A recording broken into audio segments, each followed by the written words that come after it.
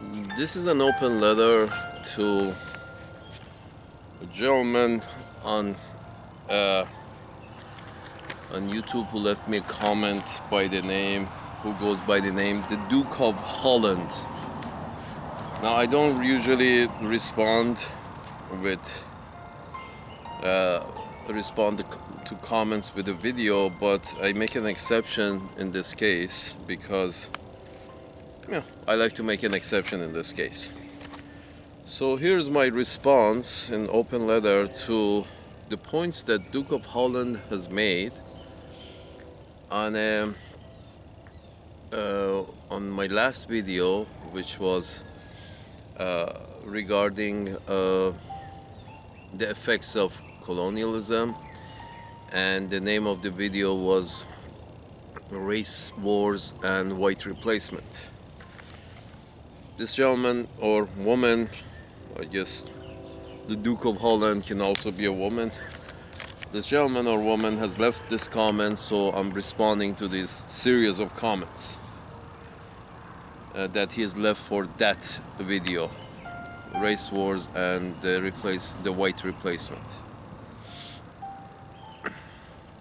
Here's, for example, the gentleman says in one paragraph, the first paragraph of his comment, imagine the Americans would have followed this way of thinking when Hitler conquered Europe. Most of Europeans would have been doomed. In case of communism, there was quite a good reason to intervene as well, since it did openly aspire to dominate the world. Till a certain extent, this also accounts for Islam. Okay. Basically, the gentleman in this paragraph, in response to what I was saying in my video, what he's saying is basically, we are the force for good. We pushed back Hitler and we pushed back communism, and we are the force. We are pushing back on Islam, and we are the force for good. Well, let me put it this way. Would an Iraqi make a distinction between Nazi Germany and the British? No. As far as Iraqis are concerned, the British are just as bad as the Nazi Germans, and the Nazi Germans are just as bad as the British. For people of, let's say, Uganda, do they care whether it's German or British? No. Nazism was a problem you had in Europe, my pink-skinned friends. And the problem was a British creation. The Nazis were a British creation. Let me put it this way. To simply put it, I don't want to go into details, but Germany are builders and exporters. So they need raw material coming in freely, and they need to export their shit out too, because they're builders. That's what they do. They're good at building, and they make their living by exporting, building from the raw material and exporting. When you get them against the wall, that means you prevent them from importing and exporting. Germans, get frustrated and they lash out. This wasn't a Nazi situation. I love it when you guys keep, when shit happens, you associate it with one person. They say, oh, this was Hitler, or this was the Nazis, or that was Bush's war, and that this is Putin's war. No. That's not the case. That's not the case. That why you things go bad, or you don't want to take responsibility. You associate it to one person, stating that this one person, this was the Vietnam War was Lyndon B. Johnson was responsible. It's like one man's war. They associate all the shit that happened in Afghanistan by, they call it, Hollywood made a movie by Charlie Wilson's war. No, it was a whole policy of CIA. It was like a department. They've given a department to, U.S. policy in Afghanistan. It wasn't Charlie Wilson's war. It wasn't one man's war or one woman's war. Or I guess the woman who manipulated Mr. Wilson. It was the whole fucking department, the whole systems. The whole system wanted to go that way, interfere in Afghanistan, interfere in Korea, interfere in Vietnam, all of that. So there is no Hitler did this and Nazis did that. No, Germans lashed out because the British blocked the Germans. Germans lashed out because the British blocked Germany. They wanted to weaken the Germans, so they blocked them. And unfortunately, because Germany is landlocked, just with only access to, warm waters through the Baltic Sea, and Baltic Sea can easily be blocked because of the, it becomes a very narrow waterway, relatively narrow waterway before it enters the Atlantic Ocean. And by land, you have all these small European countries in the south of Germany. So Germans are landlocked in the south, and in the north that they do have access to warm waters. It can easily be blocked with, with a country with a big shipping fleet, with a big navy, like the British have had. So the British are the cause of World War I, and the British are the cause of World War II. The British, actually, they keep saying that, Chamberlain tried to, work with the Germans, and that was his mistake. And no, the British idea was they wanted the rise of Nazis, German nationalists, in order to block the communist influence, or in other words, Russian influence. Here's the thing about communism. Elon Musk makes this mistake, so does Miss Greene, Georgia representative in U.S. House. They have this idea that communism comes in, everybody's doing fine, everybody's doing great, and then a group of people come in with the Communist Manifesto, and that's how communism comes about. Nothing can be farther from the truth. Communism doesn't just come in when everybody's doing fine. Communism just doesn't burst through the door with a manifesto and takes over. No. When class differences increase past a certain level, you have, because capitalism as it is, as it's being practiced, its ultimate effect is takes money from the many and pushes money upward to the few. That's the effect of capital. That's the whole idea behind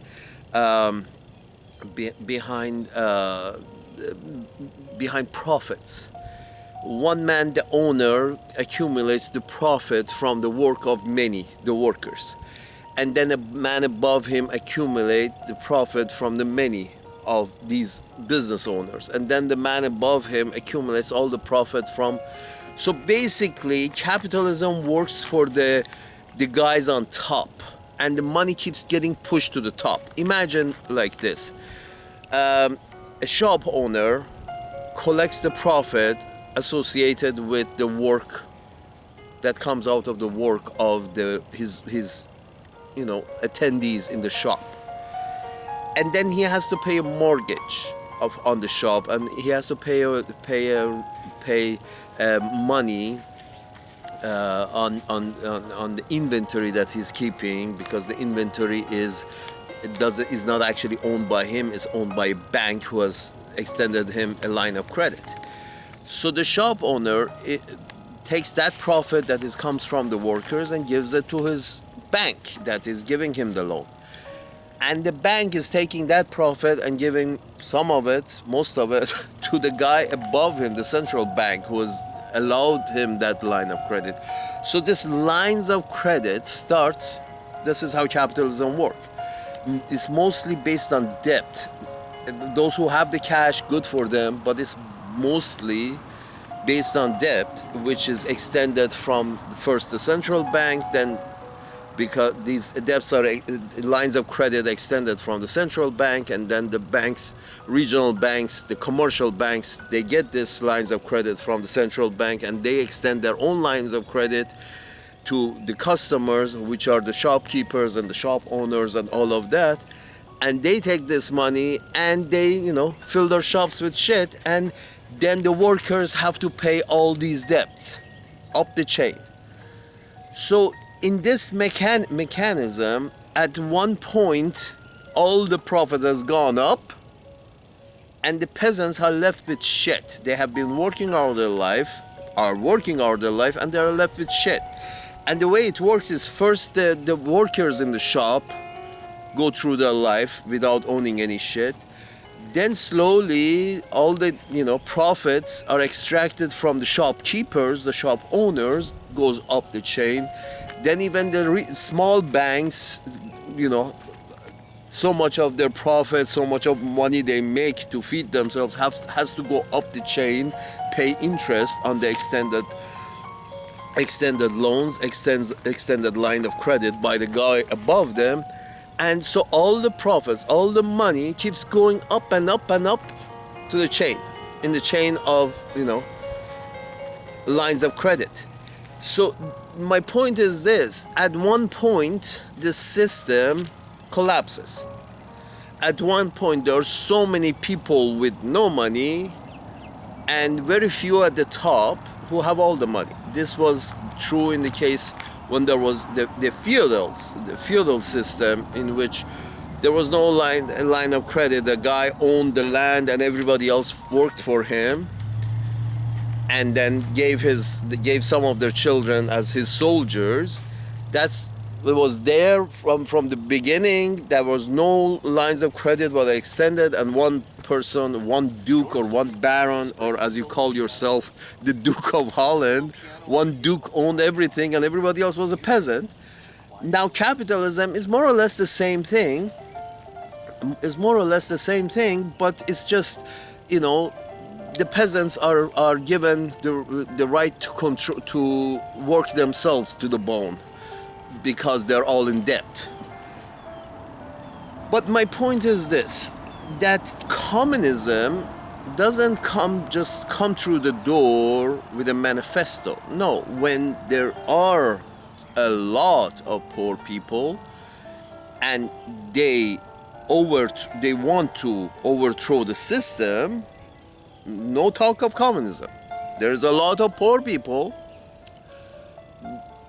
that get together and say, why the fuck we're so poor? Why all the money has gone to the top? So they decide to overthrow the system, so to get their fair share. I guess January 6th was a clumsy attempt at that. They go in, sometimes they are successful, like the Iranian Revolution, like the Chinese Revolution, like the Russian Revolution, like the French attempted it at the Bastille. The point is this: the peasants want to overthrow the system, and sometimes they're successful. Let's say they do succeed in overthrowing the system.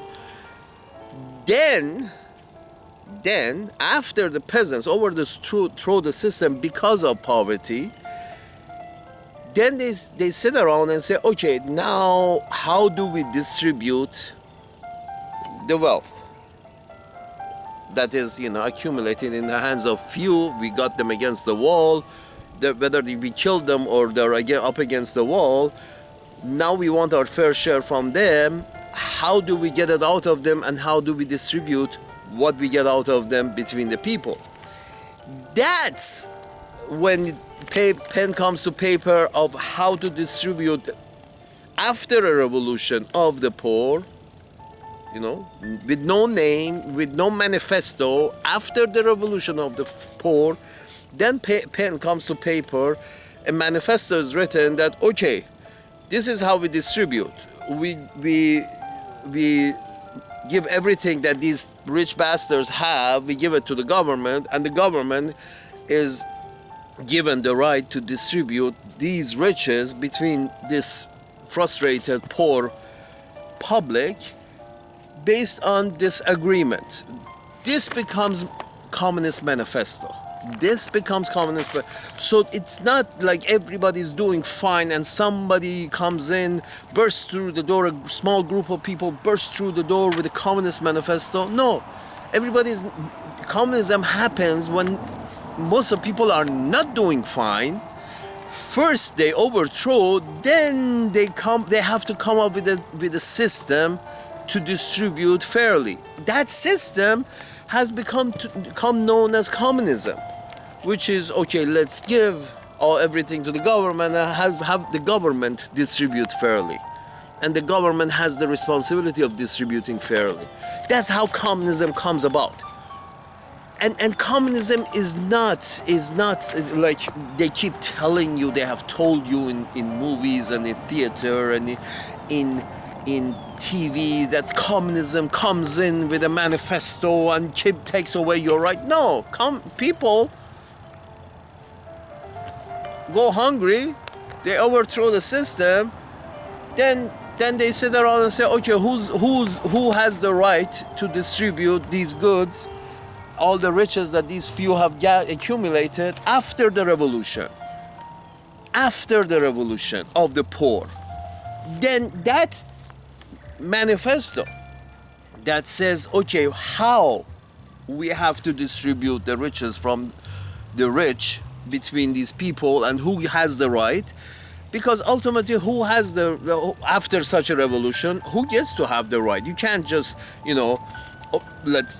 overthrow, abolish the system with like 100 extremely rich people on top and then pick one of them and say, okay, you come and distribute these riches between the poor. No, usually that responsibility falls into the government. People agree that the system that is, organizing the running of the place, that system gets to redistribute the riches from the rich to the poor after the revolution. That manifesto, that pen to the paper, that would be considered as, okay, this is a communist system and this is a communist manifesto.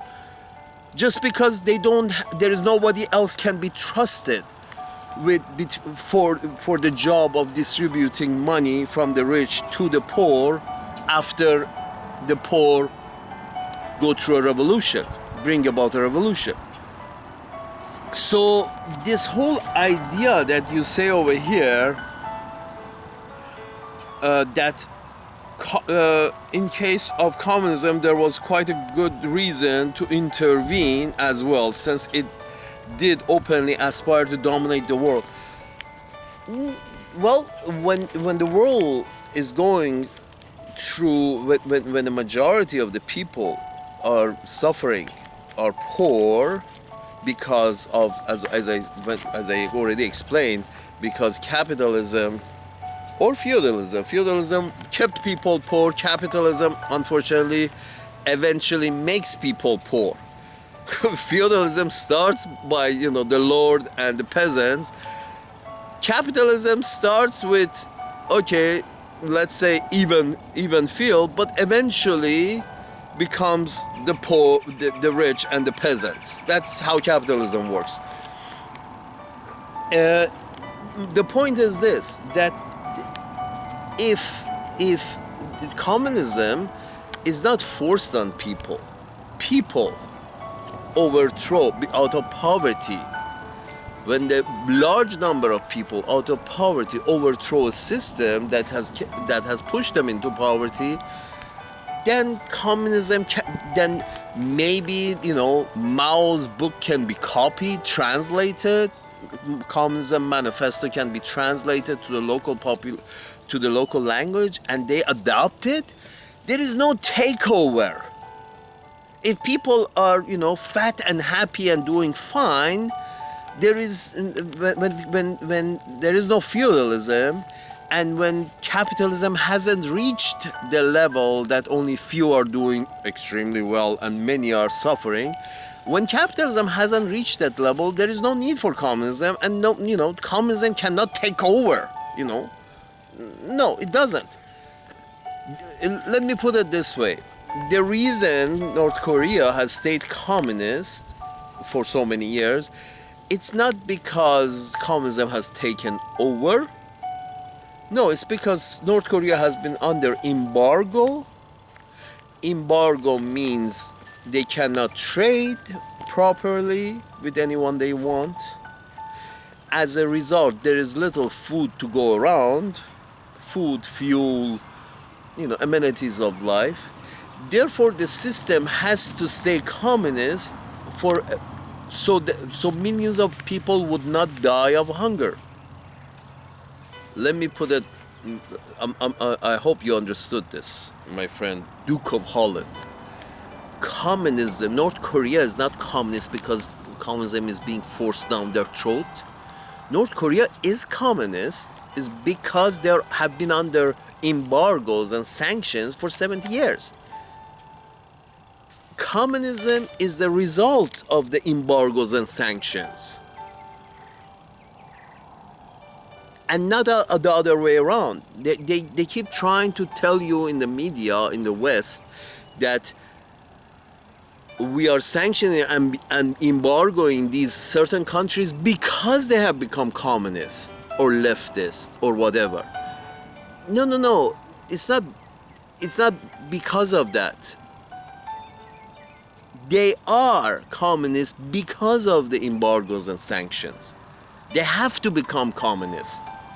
They have no choice but to become communist if they don't want millions of people to die from poverty because they're under sanctions.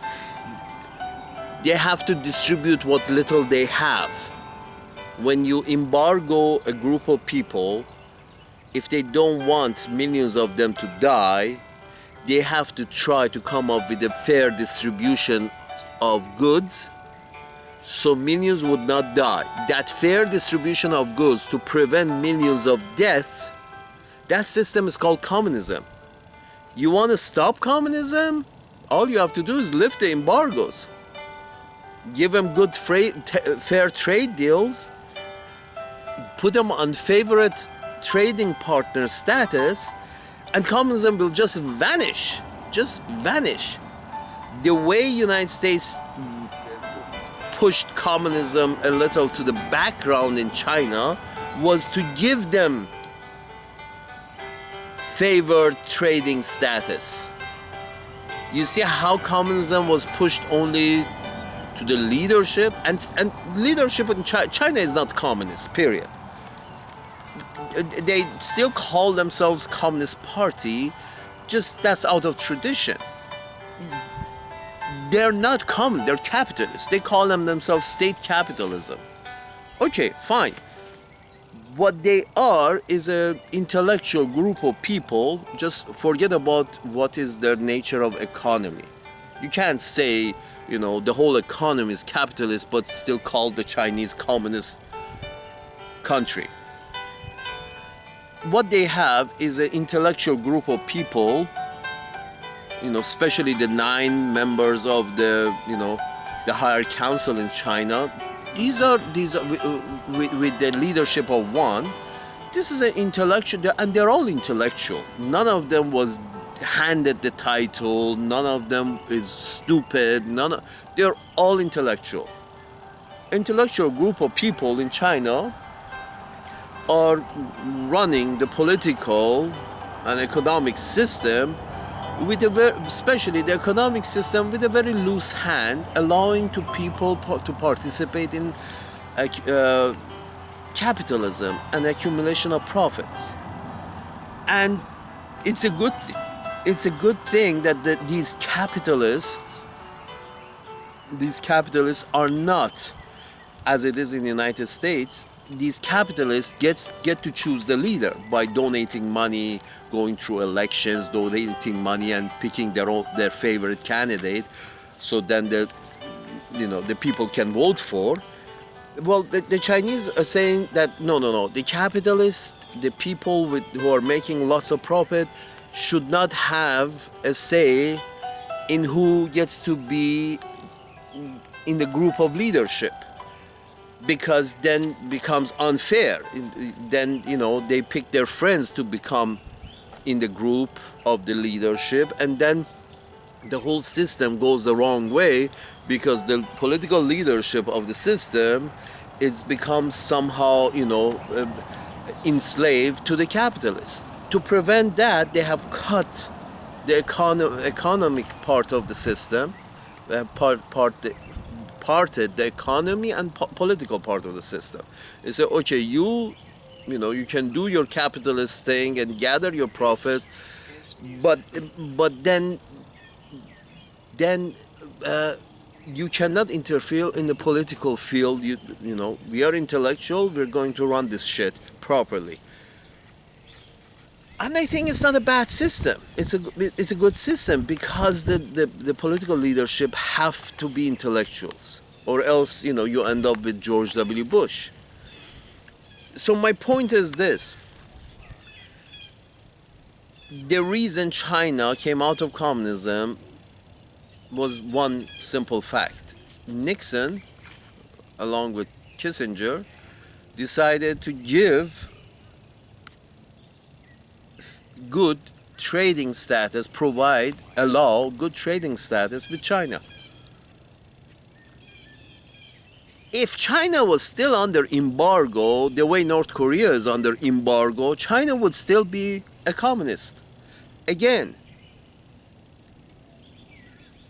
because if something little goods that are coming in order to prevent millions of people from dying, that little goods that are coming in through the embargo, or little good that is being produced internally because the system is under embargo and sanctions, in order to distribute that little good that is being produced, because we cannot trade with anybody else, in order to distribute that little good that is being produced between a lot of people, to prevent large numbers of people from dying, you need to be communist. You need to have fair distribution, have the government distribute that little by little to everybody, so everybody can still stay alive. Period. Because at that point, that's the objective. Try to keep most people alive. Again, Cuba would not be communist for a single day if it gets a good trading status with the United States. Just same way the United States gave a good trading status to China. Embargo is the cause of communism. Extreme nationalism in Germany was caused by embargoes that the British applied to the Germans.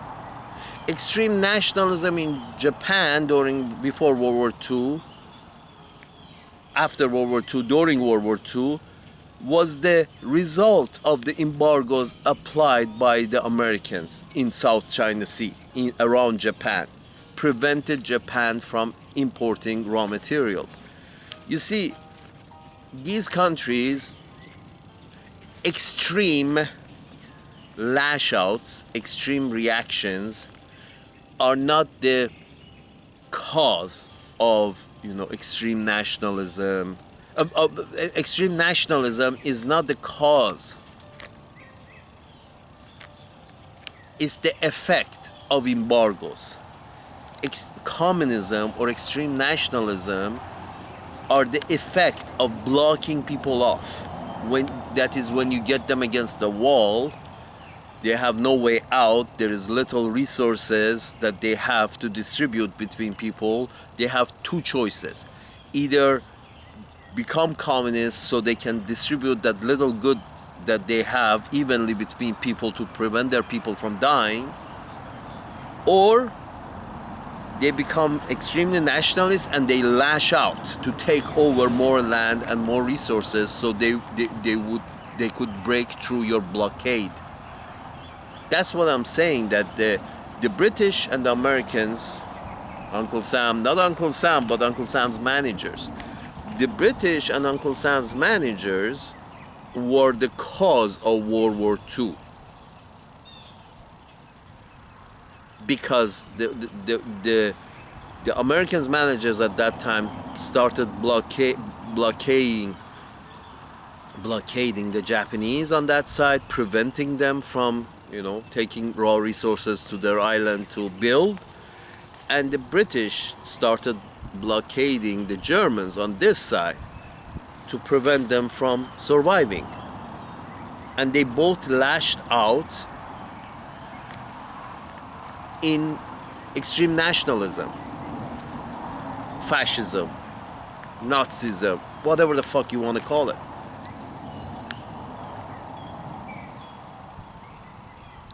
In case of Russia, as we went over it, they went through a series of wars.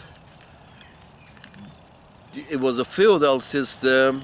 The peasants rose up, the peasants took over, and then they had to come up with some kind of fucking manifesto, some kind of system in order to distribute the wealth from the wealthy that they just subdued between the people. Okay, well, how to do it, what to do it? Okay, leave it to the government. Let's write rules and regulation, leave it to the government to distribute, take this money from these rich motherfuckers and give it to the peasants. That system came to be known by communism. The problem here is poverty, and people either being born in poverty or being forced into poverty. That brings about the revolution or fascism. Either brings about revolution or fascism. Revolution would be an internal, an attempt at internal redistribution of wealth, and fascism, or extreme nationalism, is an attempt to bring in more wealth, lashing out because of poverty, bringing more wealth from other sources in order to distribute between your people. They're both have one cause: poverty. Poverty that a lot of times is being forced on the local people. We no longer have feudal system, so people are not, we don't no longer have feudal system, but still you see that in capitalist systems, people are born into poverty.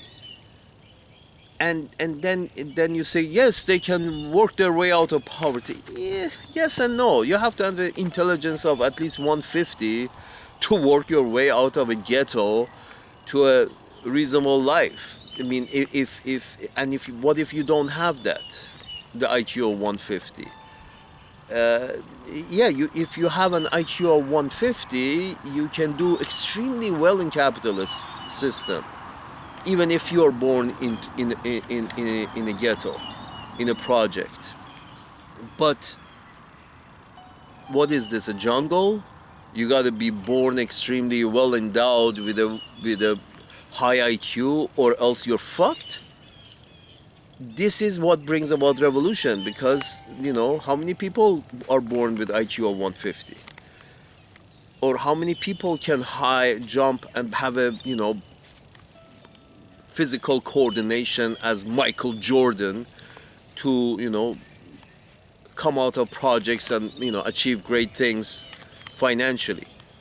You see, you can't just say that they can work for it. Like, fuck you. No, they can't work for it. Only the extremely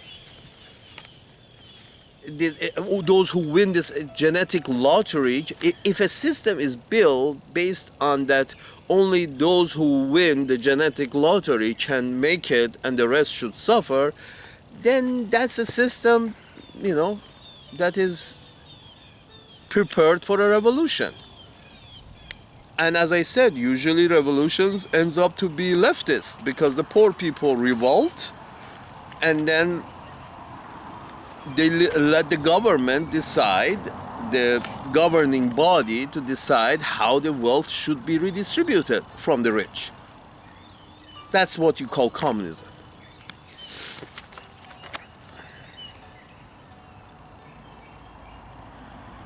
Again, it seems you have watched a lot of. Here's the thing: the news that you receive from the media is very coordinated. They're trying to give you a message, so they coordinate the news. Have you noticed there are a lot of news that are contradictory, but you don't see contradictory news in one news station, because a news station has, their idea is like a rich person owns a news station or many news stations or one big news network, one rich person, and he determines he likes white or he likes black, he likes the color white or he likes the color black, he likes the color green or he likes the color yellow. And then the whole system that news organization has an understanding that what's the boss's view is green or yellow, and then whoever has a contradictory view and wants to stick with it leaves the organization, and only those people in that news organization, only those people who have the same view as the boss, that the color green is better than the color yellow, stay in that organization. That goes for national news such as BBC or private news organizations such as Fox. They're all, those who work there are all on board that color green is better than color yellow. And if they are not on board with that, they will eventually find the exit. Either willingly or unwillingly, they will, eventually be guided towards the exit. So, getting your news from news organizations, be it national or private, you have to get it from many sources. If you hear something in BBC about Morocco, you should hear something in Moroccan news about that specific news as well. See how that news is being portrayed in BBC and how the same news is being portrayed in Moroccan news network.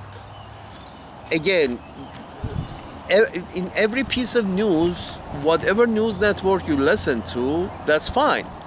But if the French news takes a certain perspective regarding a piece of news about,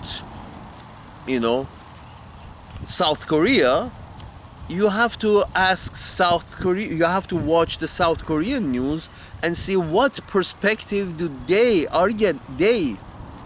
getting towards that news. What perspective they have towards that news.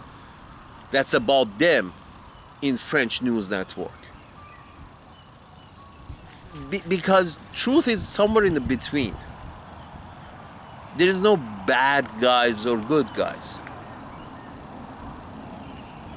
Everyone sees the situation as how it affects them and what is more profitable for them.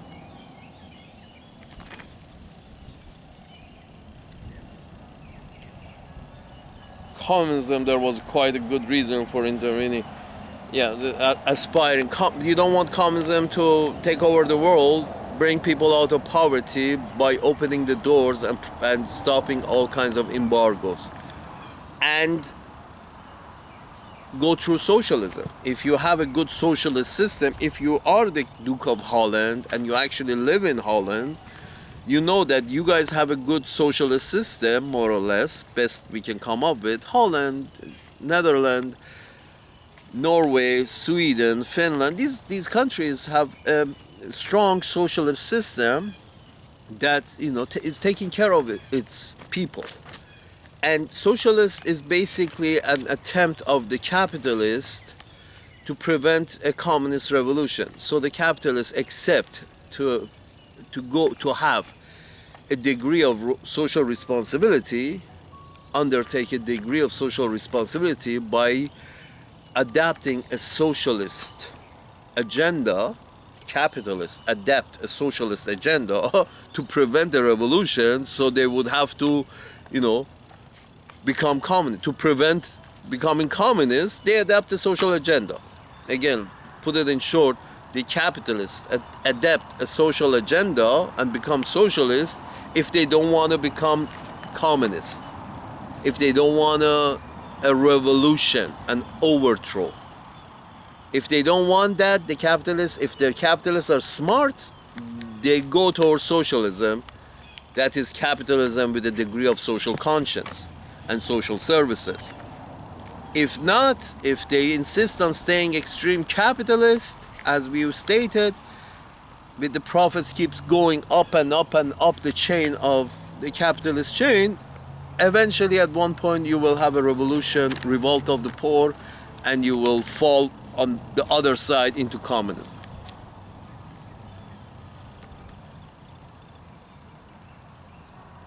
The war on they say that is just wrong. The war on communism wasn't a race war, since the Americans did not only fight with colored communist countries, but just as well with Soviet Union. No, the war on communism wasn't really a war on communism. As I said, communism is what you get when you have a lot of poor taking over and want to redistribute the wealth of the rich. You get communism. The war on communism wasn't a war on communism. The war on communism was a war on the war for influence. You see, you can call it many things, but every time the Europeans got out of Europe and towards other parts of the world, through the centuries, one century they were saying in like 17th century, they were saying that we are going to the Americas, North America and South America and Australia. We're going there to civilize them, having influence, taking over. Then the next century they came and said, we're going over there to save them with Christianity. North America, South America, Australia. Then they said, we are going over there to save them from communism. North America, South America, East Asia, Africa, South America. We're going there to save them from communism. Now, in 21st century, they said, oh, we are going there to bring them democracy. Do you see the pattern here?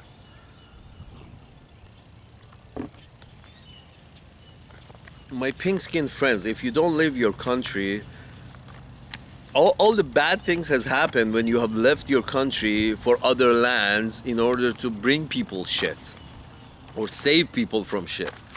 All the bad has risen from that fact of you leaving your land on ships with big weapons.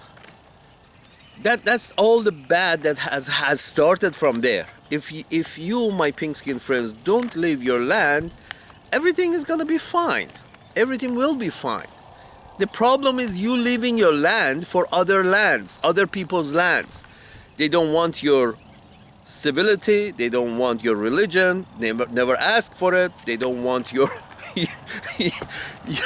your form of economy, and they don't want your form of government. And every century you have said, We're gonna bring them civility, we're gonna bring them our religion, we're gonna bring them our economy, and now you're trying to bring them your form of government. We're gonna bring them democracy. Never ask for it, don't understand it, don't want it. But anyway, you leave your land with big guns to bring them stuff that they never asked for. Okay, here is the thing. The war on communism wasn't a war on communism. The war on communism was just like the war that they have recently have had, the war for bringing democracy. It never was it. Will never will be. It's bullshit. The war on communism is actually a war for influence. End of story. Dominance. Influence and dominance. Let's take, for example, Korea. A place called Korea. A pink skin goes over there, makes a local friend. A pink skin goes on the other side of the planet, from Europe, from North America, goes to the other side of the planet, makes a local friend in Korean Peninsula. Takes one of the tribes and makes friends with them and say, I love you, you love me, I love you, you like my shiny shoes, I'm the foreigner from across the ocean, you like my shiny shoes, shake hands, we are friends. At this point there are no communists and there are no capitalists. They're just, a foreigner coming in making friends with one of the shithead locals. Okay. Then this foreigner says, hey, you're my local friends, do you want to buy some arms? The local friend says, yes, of course, why not? If you're giving them at the fair price, yeah, I buy your arms. Or even if you're giving them for free, why not? I take it. So the foreigner gives some arms to the local friend in, let's say, Korean Peninsula. This could be anywhere. It could be Japan. It could be South Africa. It could be Venezuela, it could be Argentina, it could be Chile. A local friend, a foreigner comes in, makes a local friend, gives them some arms, gives them favored trading status, tells them that you can export to my country and you don't have to pay taxes, or you can pay less taxes, but only you, this tribe in this corner of this land, but not other tribes in the farther down inland, just you. So slowly this foreigner develops a relationship, or in reality influence, over this local tribe in this corner of this land. And then there are some, there is usually some, interactions between local tribes. But then if the local tribes are left alone, they usually have equal technology, equal know-how, equal weapons, and the skirmishes between tribes goes away real fast if they have equal weapons and equal know-how and equal stuff. The skirmishes usually solve themselves out, or one gets dominated over the other real fast, because nobody goes through an extended 70-year-old war with their neighbors, because it's just silly. The point is this: when a foreigner comes in and improves life for, buys influence, gives free stuff, cheap weapons, favored trading status, whatever the foreigner does with this small group of the locals, causes friction with other locals who are poorer, didn't get the weapons, who didn't get the trading status, and causes more friction. You see what I'm saying? Causes more and more friction until war breaks out. Those are poor, these are rich, and these rich people, a lot of time that the rich tribe that has been given these favored trading status pushes their way through. They feel they can get what they want, be it land or anything else from the neighboring tribes, because now, the foreigner has their back. So they push through and try to, take over age-old wants and desires that they couldn't if the foreigner didn't have their back. So they push through and they take over some land or some minerals or some whatever, and the other tribes that are, they don't have a foreign backing, and they're still the way they were up a decade ago, 2 decades ago, 3 decades ago. They push back, although with fewer weapons and fewer means, and you have a war.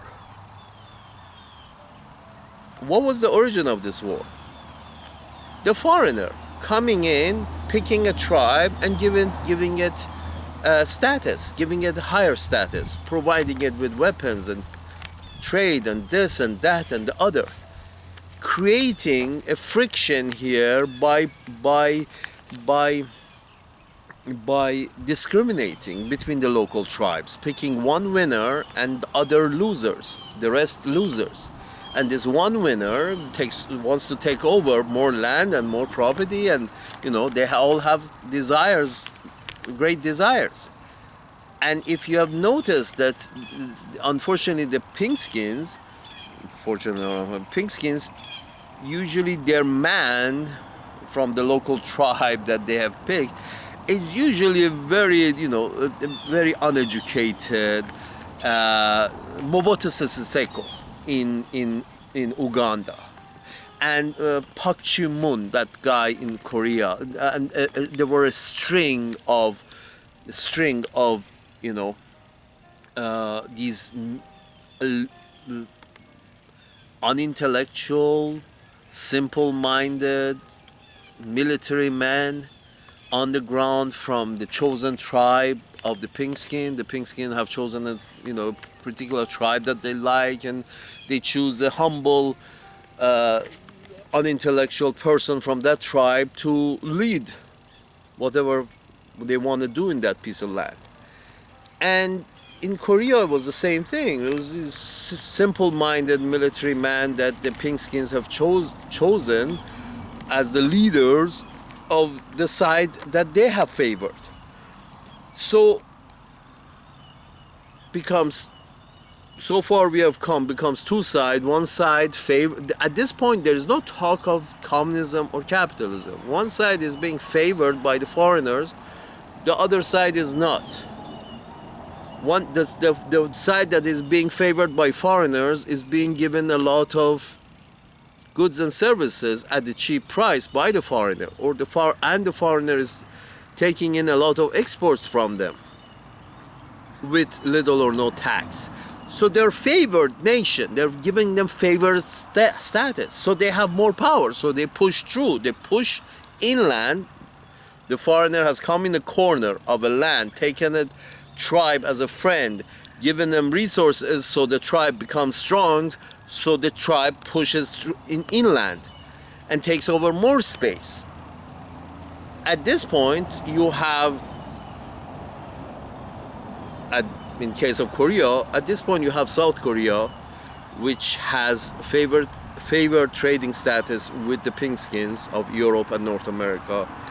It's getting a lot of weapons at cheap or free or cheap from North America and the Pinkskin Europe, and a lot of perks. That's South Korea. North Korea is being pushed farther inland. The people who happen to be on the other side, they're the same fucking people. They just happen to be on the other side. They're pushed farther inland. They're under embargo.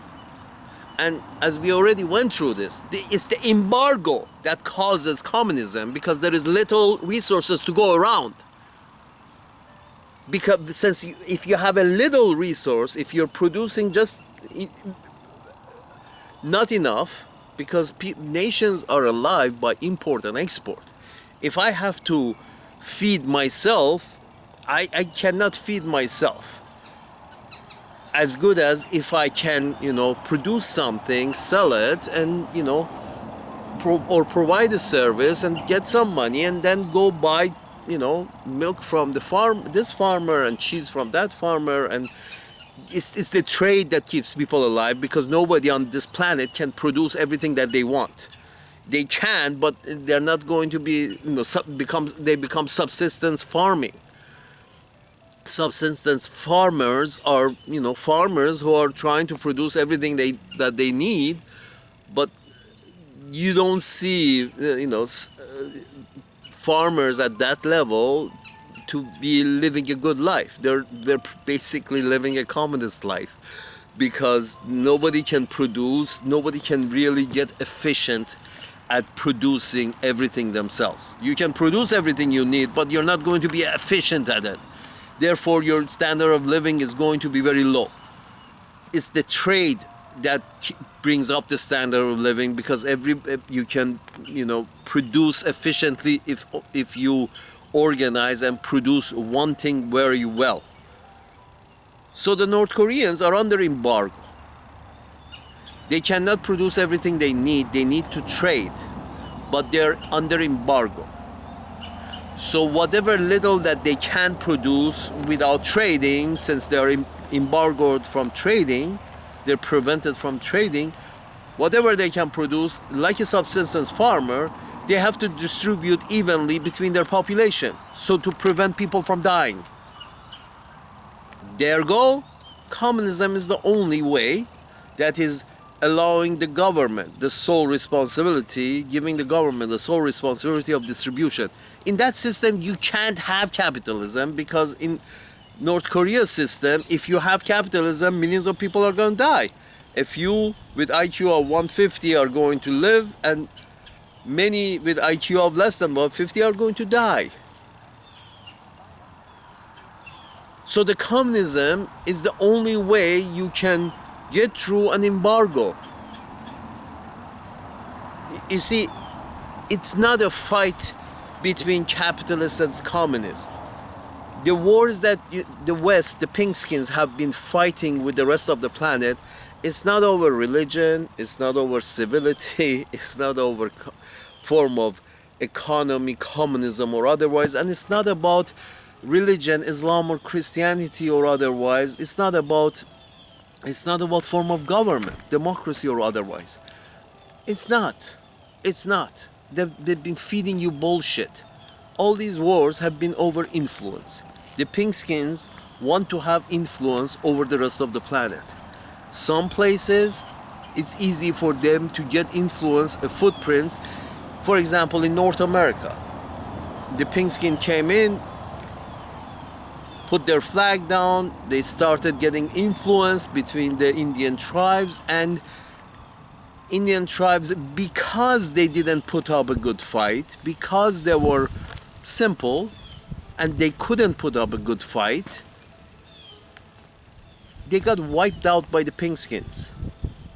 The idea of the Pinkskins is that we go in, we become dominant, we wipe the locals out. Now, some places the locals resist, like in West Asia right now, like in Palestine, Israel, whatever you want to call it. The locals have been resisting for like 70, 80 years now, since the European Pinkskins have landed. Some places like Hong Kong and Macau, the Pinkskins come and put their flag down, and after a couple of hundred years of resistance by the locals, they have to pick up and leave. They're forced to pick up and leave. It's about influence. It's about territory, expanding the territory. It's not about civility, it's not about religion, it's not about, saving people through religion, it's not about spreading civility, and it's not about, forms of economy. It's not about forms of government. It's all bullshit that they have been feeding you. they want your, because they want your consent. Like Noam Chomsky, as I put up the video, it's called, manufactured consent. The Western leaders, the pink skin leaders, need legitimacy for all these adventures, for all these expansionist ideas, expanding the empire and expanding the influence. They want legitimacy for this work, and legitimacy, to get that legitimacy for that from their public, they need manufactured consent. And how do you manufacture consent? You don't tell people the truth. You don't say we are going in because we need more influence, more territory. We want more territory under our control and more resources under our control, and we want more territory. Therefore, send your young to come and fight for us. They can't say that. That you can't manufacture consent with that. What they can do is, tell the peasants it's because Islam is bad. Because their religion is bad, their form of economy is bad, their form of government is bad, their form of civility is bad. It's like, what the fuck? They're bad. And the funny thing is sort of like all these race wars that is taking place on the other side of the planet. But then the Western leaders don't want, chaos in their own land with these few of those races that are present in their land. They suddenly say, no, don't hate Asians in here, like in England or in North America or in Europe. Don't hate Asians who are here. Only hate Asians who are there. Don't hate Russians who are here. Only hate the Russians who are there in their land. Because they don't want chaos in their own North America and Western Europe. The Pinkskins don't want, shit to hit the fan in their own place. So basically saying, oh, no, don't hate the Russians here. Hate the Russians over there in their own land. Sort of like, are you serious? And this is the message that a lot of Pinkskins who are thinking of, starting a domestic race war don't want to get this message. Sort of like, what do you mean don't hate the Russians over here and only hate the Russians over there? I hate the Russians over here. What do you mean don't hate the Chinese that are here and only hate the Chinese that are over there? If I hate Chinese, I'm gonna hate the Chinese over here as well. So it becomes a sort of like, and the authorities are, they keep going out of their way, trying to manage this situation, feed this message that no, the Chinese that are here, these are the good guys. These are the good Chinese. The Chinese, we should just kill the Chinese that are over there.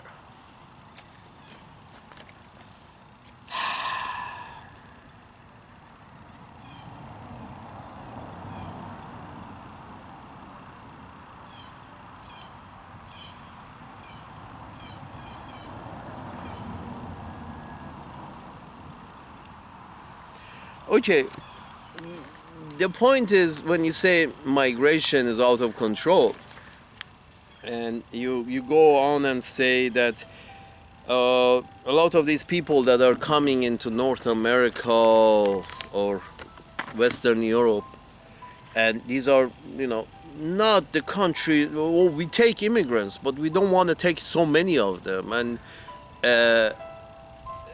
then you go on and say, a lot of these countries are not in war right now. They shouldn't be coming here. Their immigrants from these countries should not be coming here because they're not in war right now. Well, my friend,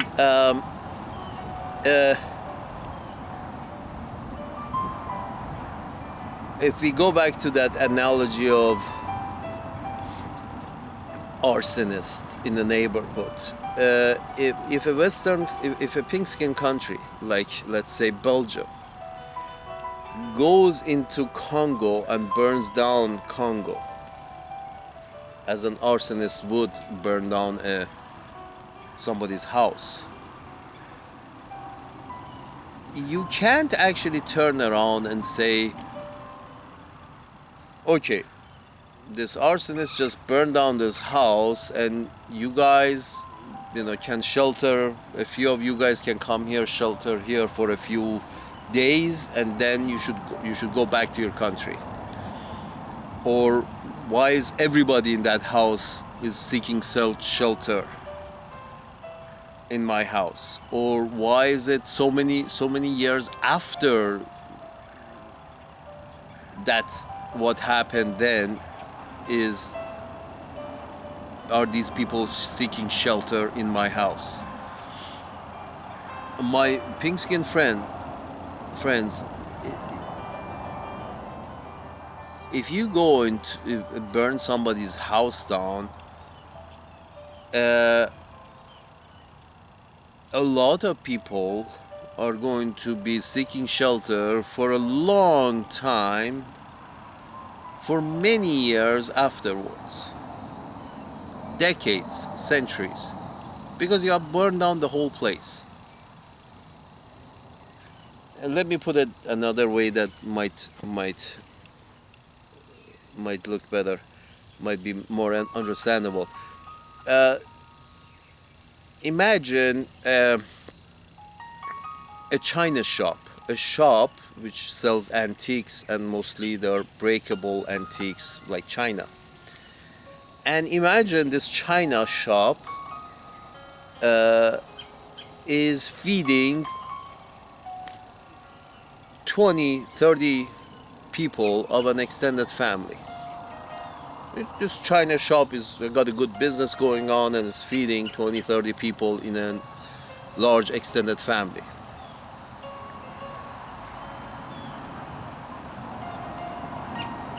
If a bull goes into this shop under any different kind of pretexts, under bringing them civility, saving them with their own religion, bring them a good form of economy and not a bad form of economy like communism, or bring them a good form of government, not a bad form of government like democracy, under different pretexts. If this bull enters into this china shop and just rams through, and couple of doesn't take much for a bull to break every piece of china in that shop. Let's imagine George W. Bush in Iraq, and then the bull leaves the china shop. What do you think is going to happen? How long till this shop is back up again and can feed 25 people? How long to mend all that china? How long to mend all that china? How many centuries will it take to mend all that china? To find the right pieces, to put in the right artifacts, and find the pieces and mend the pieces and put them all together. Ooh. Of the 25-member family, how many do you think can continue can feed themselves through that shop in the next 10 years, next 20 years, like next 30 years? You see, when the pinkskins, European pinkskin, North American pinkskins, go into a country and smash everything, the whole social structure, governmental structure, security structure, fuck you, we're gonna plow through it. When you go and plow the land and bring down every structures that they have ever known, how long do you think will it take to be put together? And can it ever be put back together? Can it ever be put back together? Fuck you, no. I mean, just look at Middle East and look at Africa. Not only they went through the china shop and smashed the whole fucking place. In case of Africa, they smashed the whole fucking continent. The Pinkskins. Not only they smashed the whole continent, but then based on their own different European countries, based on their own claims, drew maps on this fucking land, and where tribes, and they're all mostly, they were living at the level of tribes, still are. They're nomadic tribes. They move, winter on this side and summer on that area, winter on this area and summer on that area, and autumn on that area and spring on that area. And borders that are cut through their territory, different tribes' territory. So the tribe is, on 3 months a year there are, Zambians, and 3 months a year they're Zimbabweans, 3 months a year they're Mozambicans. Are you fucking kidding me? And I mean, you think after breaking the whole China shop and then breaking up the China shop into different pieces based on your understanding of what is in your best interest, what is in the European Pinkskin best interest, you think that China shop ever is going to be a China shop again? Ever.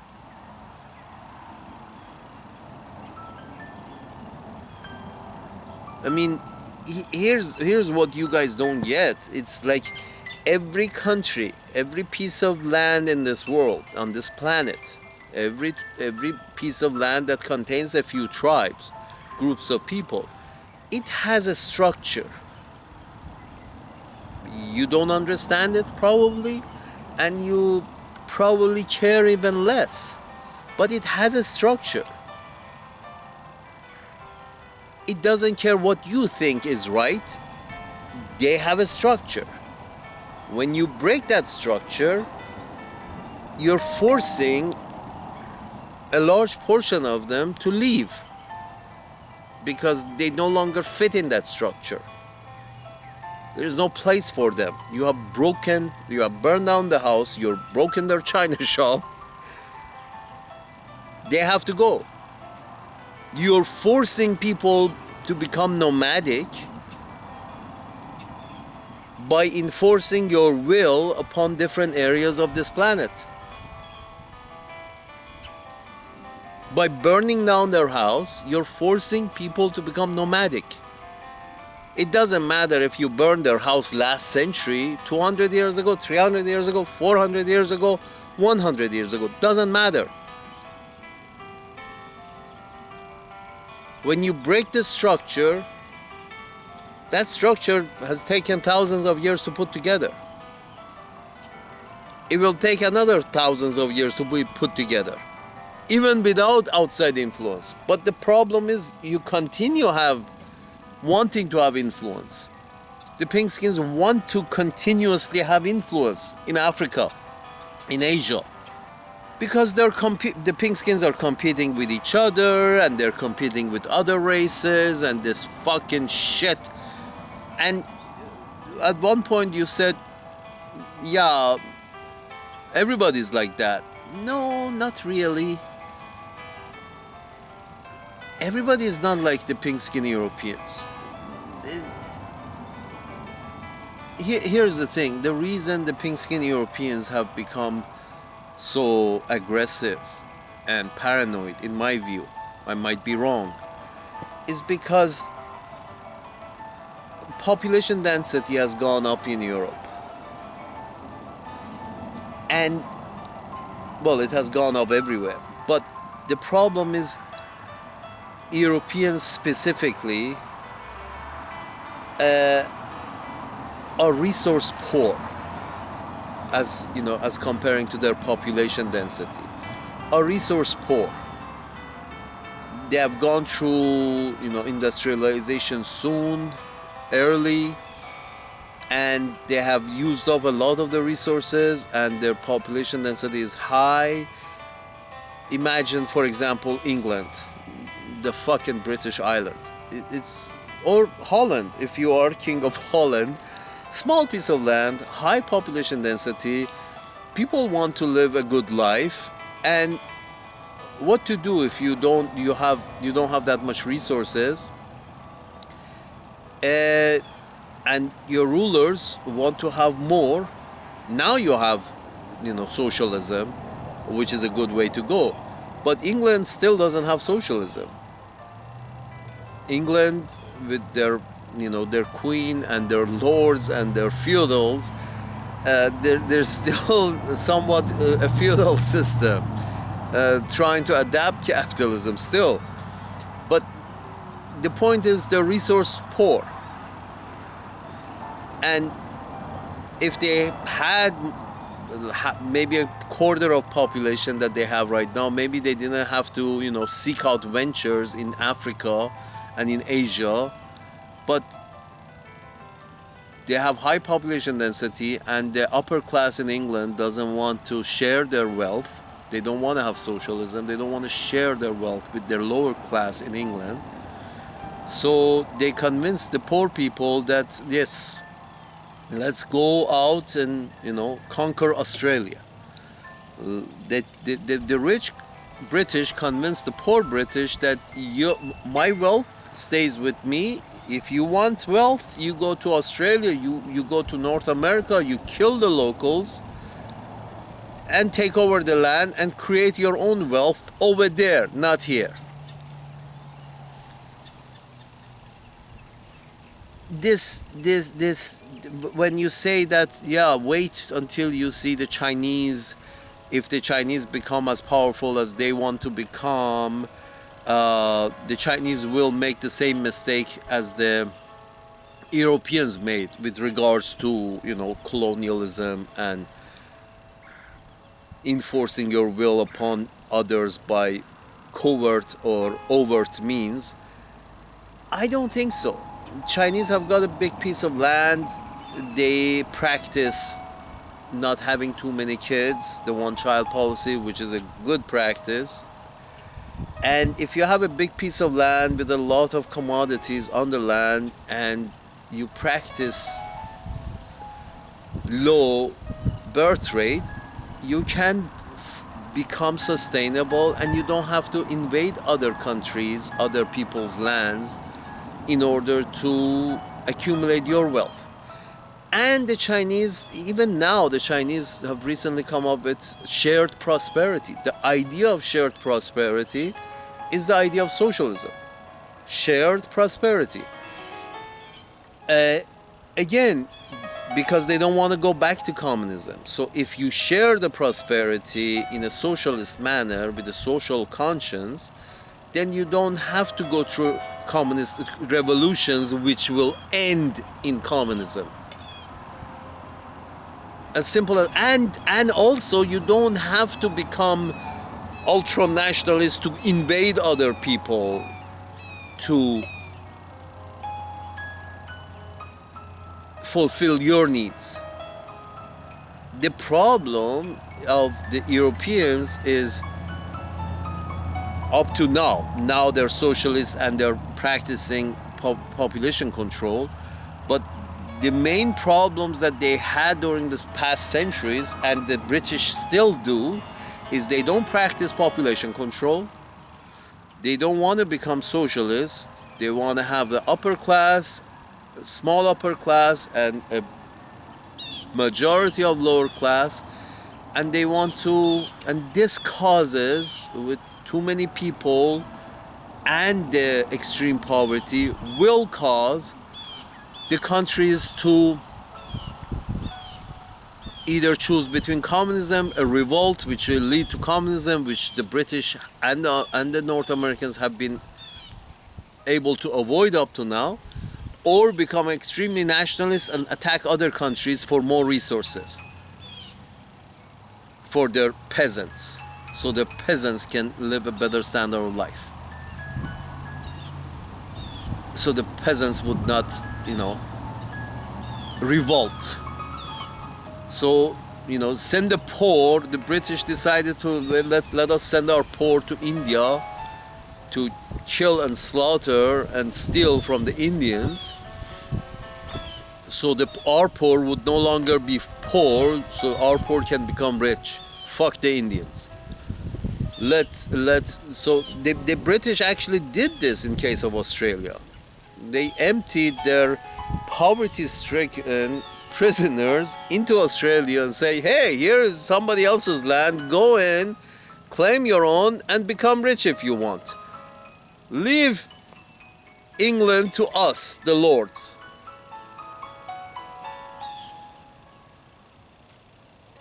But the Chinese, this is not the first rodeo for the Chinese. At the height of their power, the Chinese, that was centuries ago, when they were one of the few empires in East Asia. At the height of their power, the Chinese just withdrew and looked inward and promoted arts and crafts rather than using the resources to invade other people's lands. The Chinese didn't invade North America or South America, or the Chinese didn't invade even Malaysia or Indonesia and try to eliminate all the local people like the British did with Australia. The Chinese, they're traders and they're crafts. They do crafts and they do trade. They don't, go in for slaughter like the British do.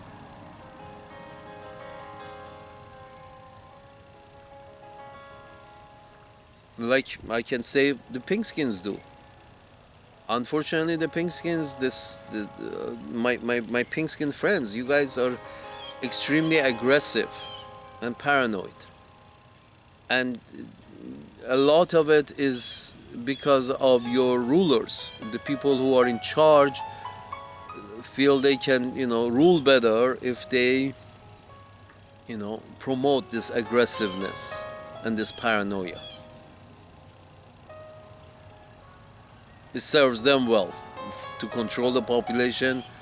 If you can make them more aggressive and more paranoid, and then let them loose in Australia, for example, or in North America, they can do a lot of damage.